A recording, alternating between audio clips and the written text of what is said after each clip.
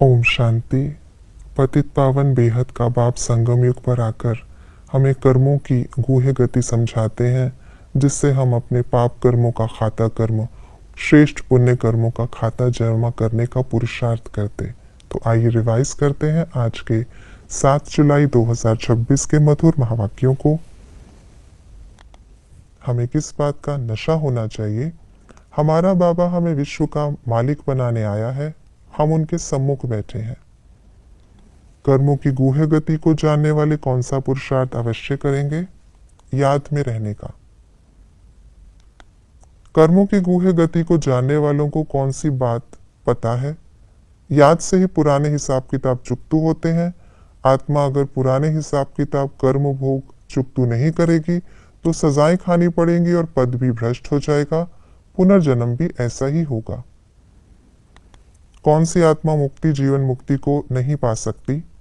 पतित आत्मा। किस बात को भूलना नहीं है? अपने को आत्मा समझना है।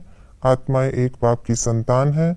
जिसको आधा कल्प याद करते थे वह बाबा हमको मिला है। हम देवता कब थे? जब सुधरेले थे। मम्मा बाबा और हम बच्चों का मंदिर कौन सा है? मधुबन, चैतन्य, दिलवाड़ा मंदिर। हिसाब किताब रह जाने का क्या परिणाम होगा?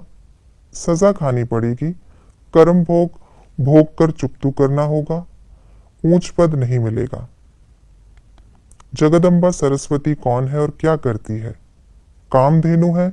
21 जन्म के लिए सबकी मनोकामनाएं पूरी करती है। सर्विसेबल आत्माओं के मस्तक पर कौन सा तिलक लगा हुआ है? विजय का तिलक। सर्विसेबल आत्माओं का कर्तव्य क्या है? जिस स्थान की सर्विस करनी है वहां पहले से ही सर्च लाइट की रोशनी डालनी चाहिए। याद की सर्च लाइट से क्या होगा? ऐसा वायुमंडल बन जाएगा जो अनेक आत्माएं सहज समीप आएंगी। कम समय में सफलता 1000 गुना होगी। सर्विस की सफलता के लिए कौन सा दृढ़ संकल्प करना है? हम विजयी रत्न हैं। कौन सी सेवा बोझ है? जो सेवा स्वयं को व दूसरे को डिस्टर्ब करे। ज्वाला रूप बनने के लिए किस धुन में सदा रहना है? अब वापस घर जाना है और सबको वापस ले जाना है। इस धुन में सदा रहने से क्या बन जाएंगे? सर्व आकर्षणों से उपराम, बाप समान।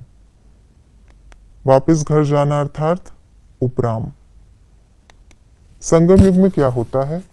स्वर्ग की स्थापना होती, हम पवित्र फरिश्ते बनते, हम आत्माभिमानी बनते, हम राजयोग की तपस्या करते, सेकंड में बाप से वर्षा मिलता, हम बाप द्वारा अविनाशी ज्ञान रत्नों से झोली भरते।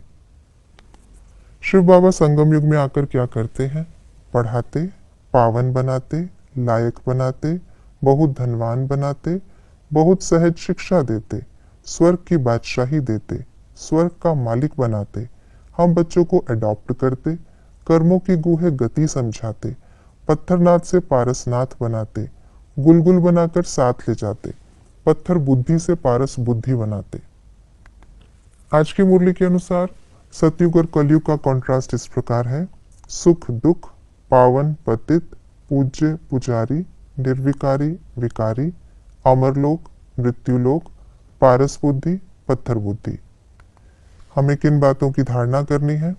आत्माभिमानी बनना, ट्रस्टी होकर सब कुछ संभालना, किसी भी बात की चिंता नहीं करना, पुरुषार्थ कर राजाओं का राजा बनना, कमाई के समय घर घाट धंधाधोरी आदि को याद नहीं करना, बाप की श्रीमत पर चलना, किसी देहधारी की मत पर नहीं चलना, फरिश्ता बनने के लिए एक बाप की याद में रहने का पूरा पुरुषार्थ करना, सजाओं से मुक्त होने के लिए पुराने सब हिसाब किताब योग बल से चुकतू करना। ये थी आज की मुरली की विशेष बातें। हमें सजाओं से मुक्त होने के लिए योग बल से अपने सारे हिसाब किताब चुकतू करने हैं और बेफिक्र बादशाह बन हर बात से निश्चिंत होकर फरिश्ता बन वापस अपने घर लौटना है। ओम शांति।